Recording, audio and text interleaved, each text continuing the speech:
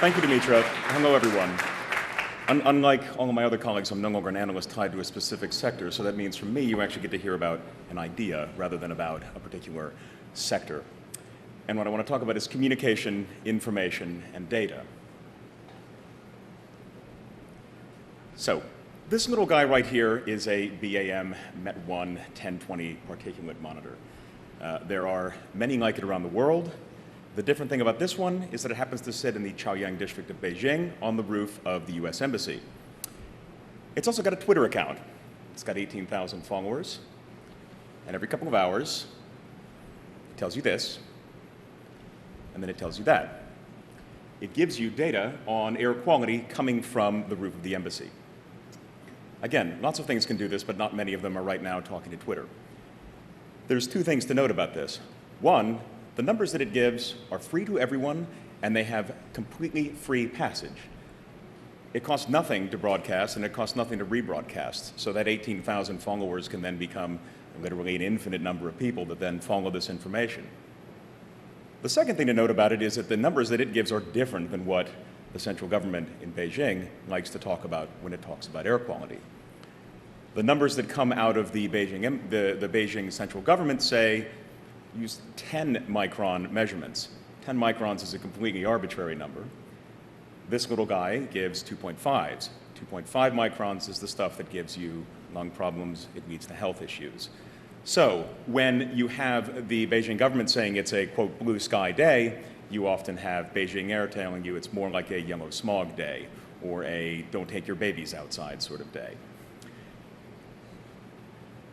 It's also helped kick off a little bit of a change in how people then measure data around the world, what they use for air standards. It's a little bit difficult to keep droning on and on about 10 micron air quality when you've got something else telling you something very, very different, and telling you for free and telling everybody in the world with the same sort of frictionless way. This is my first point here is that machines all communicate. 2 years ago, this thing would have just been talking through a pipe to Foggy Bottom, the State Department, or maybe to somebody downstairs in the embassy. But now it's actually broadcasting. It's out there in active communication with a very, very large, potentially infinite number of different characters.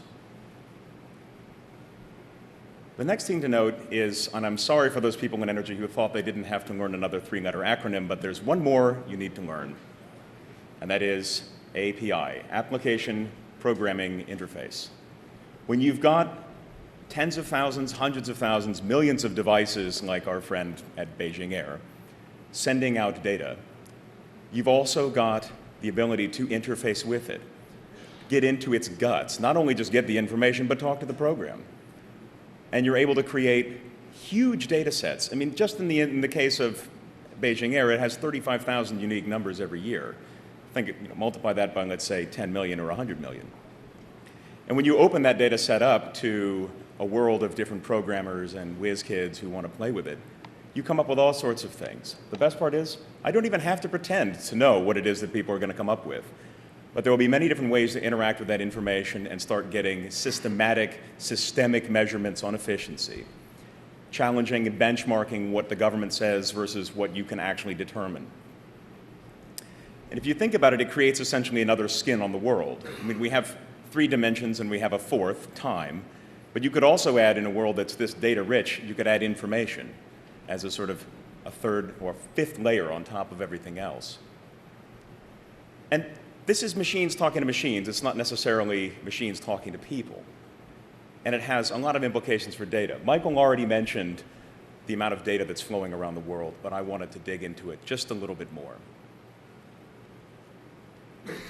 Global internet traffic in petabytes in the year 2000, 75 petabytes a month. Mobile data traffic alone, just phones, iPads, was 700% more last year. It's a lot of data flowing around. And it's going to keep on growing. If you think that there are exponential growth rates happening in solar, I challenge you with data. 78% compound annual growth rate in data traffic, an 18 times increase total amount of data that's flowing around, and it's flowing fastest in Africa and in Asia.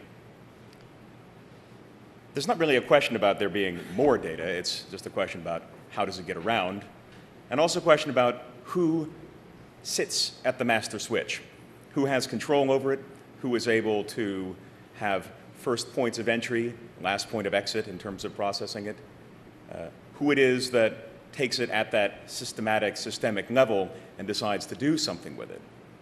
And again, it's one that I don't really have an answer to, probably no one in the room does, but we're very fortunate to have Mr. Noel McAdam of Verizon coming up shortly, and perhaps he might have an idea. Thank you.